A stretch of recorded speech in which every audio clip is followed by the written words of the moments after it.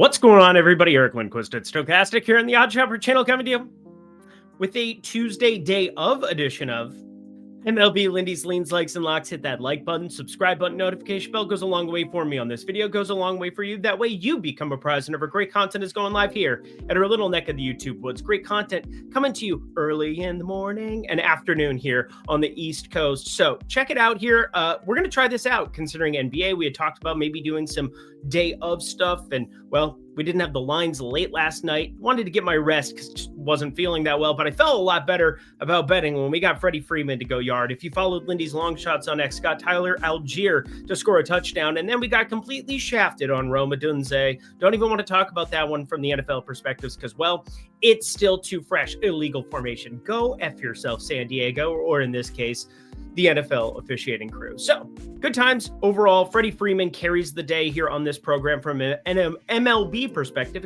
but I do have two plays for you. One guy is going to be what we discuss here on this program, but we got game 2 of the NLCS. I'm looking forward to it. I know you are too. Probably looking forward to my nice, beautiful camera as well, but you should really be looking forward to jumping on tails. Now, we got tails rocking, rolling. It is going hard and heavy here right now for the people. You got tails.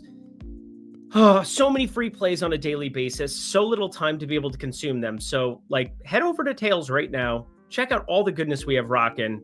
And that's pretty much all I have to say about it because, well, the link is down in the video description box below. We'll see you guys over there. Alrighty, y'all. Let's get to the plays.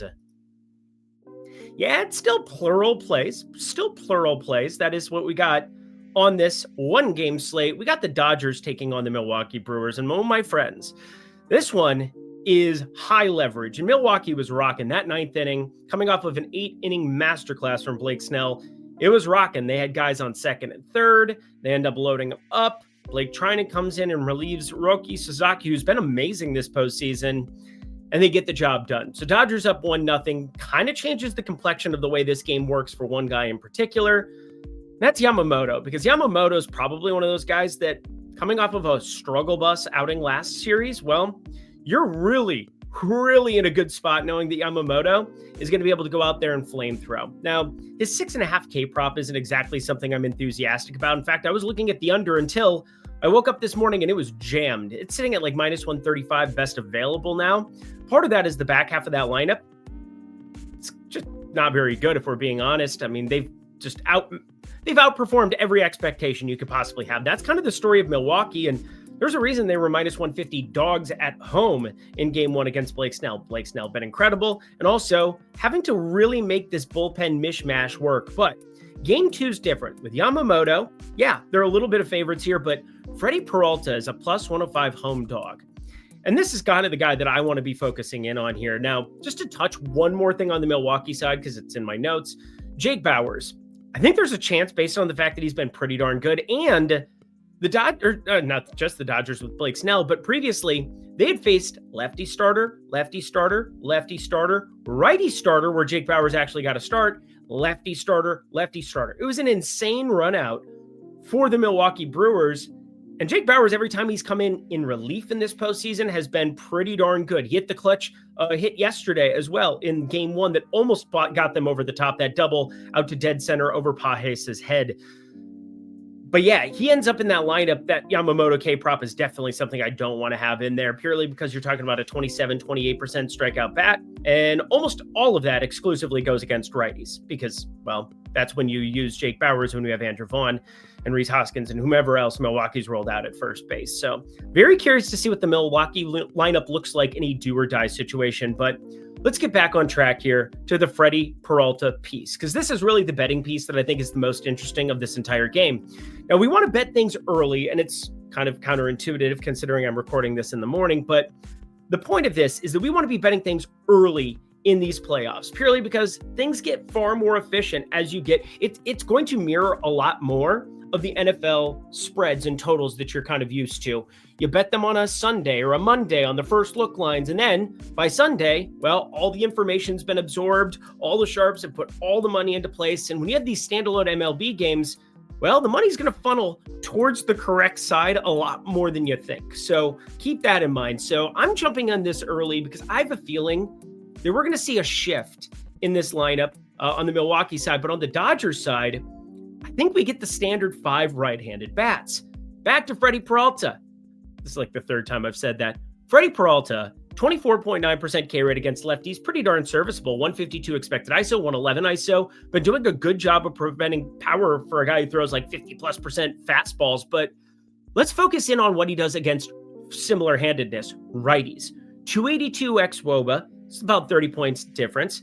156 ISO, 172 expected ISO. So the power actually goes up for some of those righties. But you're more concerned, obviously, Freddie Freeman. We're happy with him. Shohei Ohtani, everybody's happy with him. The gambling community for sure. But I want to focus in on this.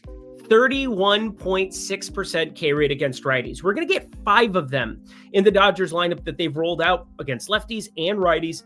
Kind of been their standard lineup as they've gone away from a Conforto and guys of that nature. We are going to get Hernandez, Mr. Enrique Hernandez out there, Kike. He's definitely got to be up there in terms of strikeouts, 26.6%. Teoscar Hernandez higher up in the lineup still, 24.5% K rate.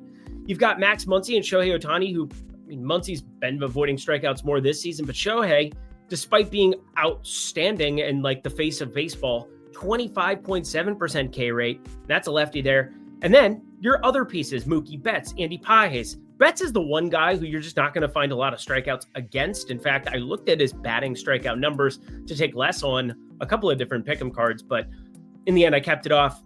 Do not keep this off, friends. We got ourselves Freddie Peralta mini ladder.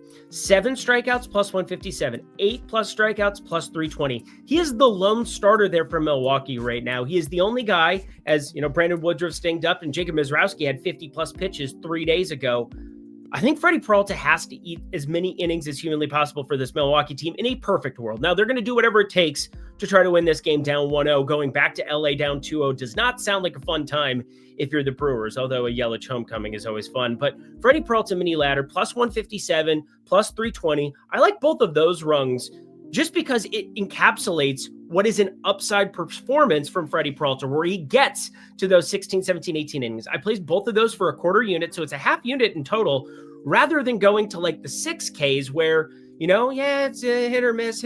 I'd rather put the entire portfolio to work here. Well, not the entire portfolio, a quarter unit of the portfolio to work on both of these here. 5 righties in that Dodgers lineup sets it well for that north of 31% K rate for Freddie Peralta. Hopefully he gets it done for us here on Tuesday. Oh yeah, I don't have to look at my clock and say, oh yeah, put it a day ahead like I've done for 4 years, because I'm recording day of. Be like Lindy, join Tails today. Would love you guys to jump over to Tails and check out all the goodness that we got going there. Greg Ehrenberg, Ben Raza, we got so much goodness. Lofty throwing out tons of NFL fire. We've got so many great experts and content creators there, but not just those crew, not just our core crew. We've got Defied the Odds in there. We've got DFS Donuts, Mitch, just doing an unbelievable job as well. Check out all of their free and VIP content over at tails.bet. I'll throw the link down in the video description box below. Would love to see you guys there. Oh yeah, I got to move my camera back. There we go. Good job. What am I doing? I got to click the button. And that does it for a quick and easy edition of MLB Lindy's Leans, Likes, and Locks here for Tuesday, day of edition. Head to the comment section below. Let me know what you think. Also, hey, I feel better. Life is good. Got the nice camera set up. Everything's all peachy and roses on Tuesday. And Tuesday night, I'll be recording for Wednesday because, well, I already have those lines out here for Seattle. That'll be easy to cover here day of like we normally do. But down to the wire here. Down to the wire. Single game slates a lot of the time going forward. Hopefully you get like one more 2-gamer and it's not a complete sweep. But anywho, hopefully that was helpful to you. Hopefully we can cash some Freddie Peralta dollars just like we did some Freeman home run dollars yesterday. I'm Eric Lundquist. Best of luck in the MLB streets on Tuesday.